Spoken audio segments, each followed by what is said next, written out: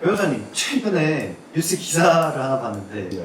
그 호스트과 가려고 그 횡령을 수십억을 했다. 아, 네.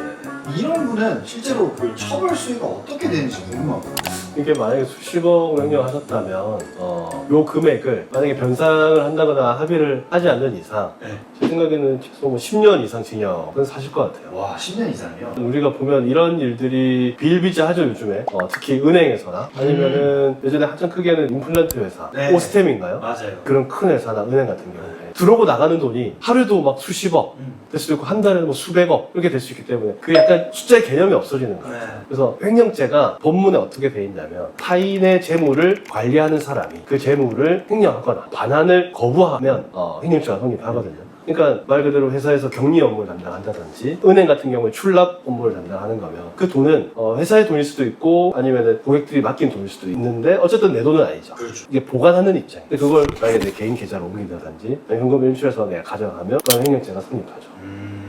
그리고 반환을 거부한다는 게 조금 어떤 건지 개념이 안 잡히실 수 있는데 네. 쉽게 설명하면 이거예요. 렌트카를 내가 계약을 하고 차를 가져온 거예요. 네. 보통 예를 들어 한 2, 3일 타고 돌려줘야 되잖아요. 네. 근데 렌트카를 안 돌려주는 사람이 있어요. 아, 그게 반환을 거부. 그럼 나는 그 렌트카라는 차량을 관리하는 사람이죠. 근데 주인이 돌려달라고 했을 때 반환을 거부하면 그것도 반환을 거부하는 행동으로 재산상 이익을 취득하는 거기 때문에 횡령죄가 성립하죠.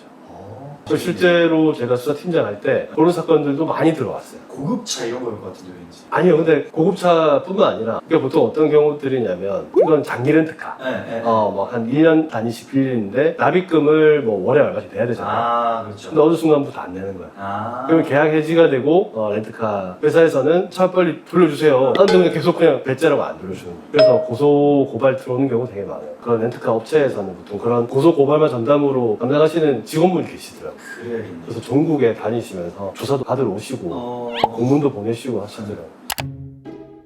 그래서 횡령죄라는 건 재물을 보관하는 사람이 그 목적에 맞지 않게 돈을 집행하는 경우에도 성립합니다. 피디님 아파트 같은 데 네. 보면 입주자 대표회의라고 해서 그 아파트 내에서 투표에서. 그쵸 네. 대표들을 뽑아요. 네네. 그래서 그 아파트 내에서 예산 집행이나 이런 결정을 담당을 하시거든요. 그렇죠. 근데 보면은 장기수선 충당금이라고 들어보셨죠? 네. 근데 그 항목이 있죠. 맞아요. 그러니까 아파트에서 여러 가지 이제 노후가 되고 하면 시설들 계속 교체해주고 점검해야 되는 비용인데 그거는 아주 엄격하게 네. 용도가 정해져 있는 자금일 경우가 많습니다. 근데 그 자금을 제주 대표회의에서 요거는 원래 이제 아파트 외벽 도색을 위해서만 사용하도록 용도가 정해져 있는데 이걸 가지고 뭐 CCTV 공사를 한 거야. 예를 들면 그것도 횡령이 될 수 있어요. 아파트에 필요한 거였어요. 왜냐하면 용도가 엄격하게 지정된 자금 같은 경우에는 그 용도 외에 사용하는 것도 횡령이 돼요. 그러니까 그 입주자 대표회의라는 게 투표로 정하는 거니까 찬성하는 측도 있고 반대하는 측도 있거든요. 그렇겠죠. 그래서 찬성하는 측에서 업무 집행을 하는 걸 다 지지해주고 하지만 반대하는 사람들이 그거 항목에 어긋나는 건데 왜 그렇게 사용하냐.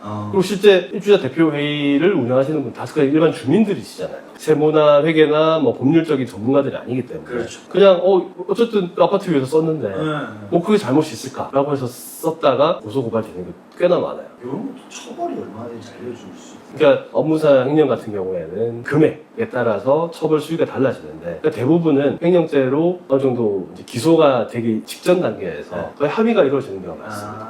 그러니까 내가 이제 얼마큼 가져왔으니까 보상해 드릴게요. 합의가 성립되면 거의 처벌 안 받는 경우가 많아요. 금액이 크면 집행유예 아니면 그 전 단계에서 기소유예가 될 수도 있고.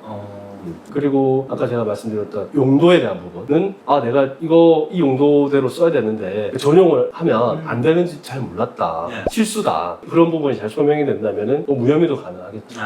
근데 합의가 안 된다거나 아니면 이 부분에 대해서 나는 죄가 없다 계속 부인하는 쪽으로 주장을 하다가 이제 처벌이 되게 되면 거의 실형 살 가능성이 높죠. 그러니까 뭐 상식적인 선에서 정말 몰라서 뭐 예를 들어 아까 말씀하신 대로 CCTV 설치하는데 썼다 이런 거 정도까지는 합의만 된다면은 뭐 큰 이슈는 없는 건데. 네. 그리고 만약에 그런 이제 전용 부분이라면 사실은 그 금액을 다시 원래 계좌로 돌려놓는 방법도 있거든요. 그러니까 회복이 가능하니까 그런 부분들은 충분히 나중에 참작이 가능하죠. 그러면 그냥 일상 중에 친구들끼리 계모임 같은 거 하잖아요. 그럼 뭐 예를 들면 여행 가려고 여행계를 시작했는데 네. 그 계모임 mem버 중에 한 명이 결혼을 한다고 해서 그 친구한테 냉장고 하나 해주자. 친구 한두 명이 그냥 임의로 만약에 그렇게 해서 냉장고를 사주면 이것도 횡령으로 형사처벌을 받을 수 있는지. 아까 제가 말씀드린 부분 중에 용도가 엄격하게 지정이 돼 있는지 여부가 핵심인데 네. 사실 여행계라는 목적이기 때문에 네. 그냥 친구들끼리 하는 거니까 네. 그걸 막 이제 약정서나 계약서를 쓰진 않았을 거예요. 네. 그래서 용도가 엄격하게 지정됐다고 보기는 약간 힘들 것 같고 친구들이기 때문에 네. 사후에 추인할 가능성이 높습니다. 추인이라고 하면 사후에 허락. 내가 먼저 지금 급해서 냉장고 샀어. 그러면 그래 잘했다 라고 하면 이제 합의가 된 거죠. 그렇죠. 그렇게 되면 또 넘어갈 확률은 없습니다. 근데 만약에 그런 거 없이 친구들끼리 좀 분쟁이 생겼다. 법리적 관점에서 딱 엄밀하게 따져본다. 네. 라고 한다면 업무상 횡령 가능성 충분히 있어 보여요. 왜냐면 이 돈의 용도는 네. 여행을 위해서 이제 용도를 정해서 모은 돈이고 그걸 관리하는 사람은 그 여행 목적에 맞게 쓸 임무가 있는 거거든요. 근데 자기 마음대로 자기 혼자서 결정해서 왜냐면 꼭 필요하다면 자기 사비로 냉장고 사줘도 되잖아요. 네, 그렇죠. 왜 이 개 모임 돈을 사용하느냐 라는 측면에서 본다면 업무상 횡령의 여지도 충분히 있어 보이나. 실제로는 그렇게까지 갈 일은 없을 것 같아요. 업무상 횡령으로 조사를 앞두고 계신 분들이 억울하신 분들도 있어요. 나는 분명히 내 역할에 따라서 돈을 집행했는데 실수라든지 아니면은 정확한 그 지급 내역서가 없어서 수사를 받으시는 경우가 있는데 그런 경우 외에는 보통은 공금을 관리하는 입장에서 내 개인 계좌로 돈이 들어오거나 있을 경우에는 무혐의를 받는다는 거는 거의 불가능합니다. 왜냐면 내 개인적 이익을 취득한 게 너무 계좌상으로 명백하기 때문에 그럴 때는 차라리 무혐의 취지를 주장하기보다는 빠르게 조사 전후에 피해자, 그러니까 뭐 회사나 아니면 뭐 회사의 대표님하고 빨리 합의를 해서 선처를 바르는 쪽으로 가는 게 가장 유리할 것 같아요. 업무상 횡령이나 횡령범죄도 결국 합의가 돼서 피해보게 되면 수사 단계에서 기소유예로 마무리될 수도 있고 법원에 가더라도 집행유예로 마무리될 가능성이 높습니다. 그렇기 때문에 초기에 내가 어떤 부분에서 억울함이 있다면 어떤 지점에서 무혐의를 주장할 수 있을지, 그러니까 내가 이 업무를 관리하는 차원에서 사적인 이익이 없이 내가 집행의 실수였다라는 점을 증명한다거나 그 증명할 수 없다고 판단이 되시면 빠르게 합의를 하시는 것을 추천드립니다.